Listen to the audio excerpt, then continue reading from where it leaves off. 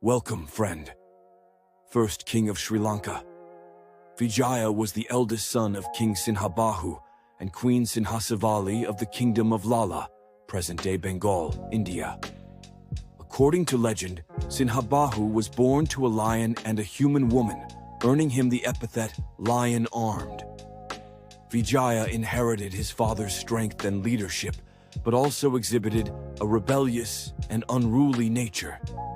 Due to his reckless behavior, Vijaya and his followers were exiled from Lala.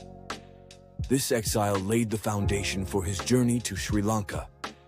In 543 BCE, Vijaya and his entourage of 700 followers landed on the shores of Tambapani, near present-day Manor.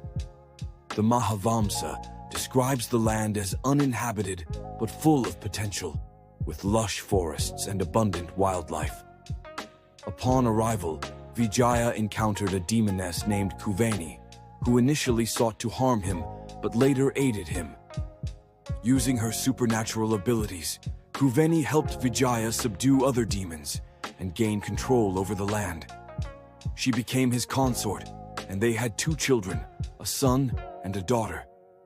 With Kuveni's assistance, Vijaya established his rule over Tambapani and began laying the foundations of a new kingdom.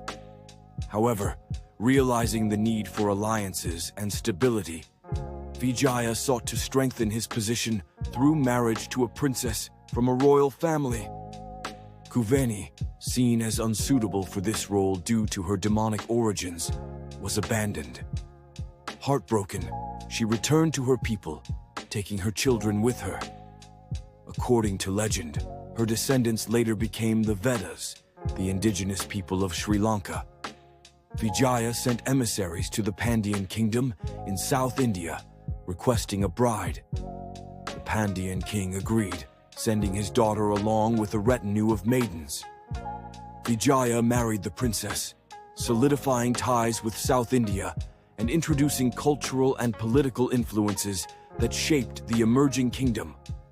Vijaya ruled Sri Lanka for 38 years, establishing systems of governance and law. He is credited with introducing Indian customs, traditions, and administrative practices, which blended with the local culture. His reign marked the beginning of the Sinhalese ethnicity and the island's historical connection to Buddhism, which was introduced later during King Devanampiya Tissa's rule. Vijaya's reign also laid the groundwork for Anuradhapura's emergence as the first capital of Sri Lanka. Though Vijaya himself did not establish it, his successors continued his work. As Vijaya had no heirs from his marriage to the Pandyan princess, his succession posed a challenge. Before his death, he invited his brother, Sumita, from India to take over the throne. However, by the time Sumita arrived, Vijaya had already passed away. Sumita's descendants continued the lineage, ensuring the kingdom's continuity. King Vijaya's story is deeply embedded in Sri Lanka's cultural and historical identity. He symbolizes the island's ancient ties with India and the origins of the Sinhalese people.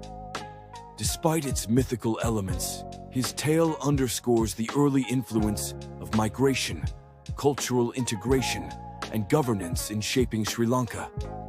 The Mahavamsa portrays him as a flawed but pivotal figure, whose actions set the stage for centuries of civilization on the island. His reign is celebrated as the dawn of Sri Lankan history, and his landing in Tambapani remains a cornerstone of the nation's heritage. King Vijaya's legacy is a mix of myth and historical tradition, representing the beginning of Sri Lanka's dynastic history. Though his story is often romanticized, it reflects the challenges of leadership, the importance of alliances, and the enduring impact of migration and cultural exchange. His reign serves as a foundational chapter in Sri Lanka's historical narrative.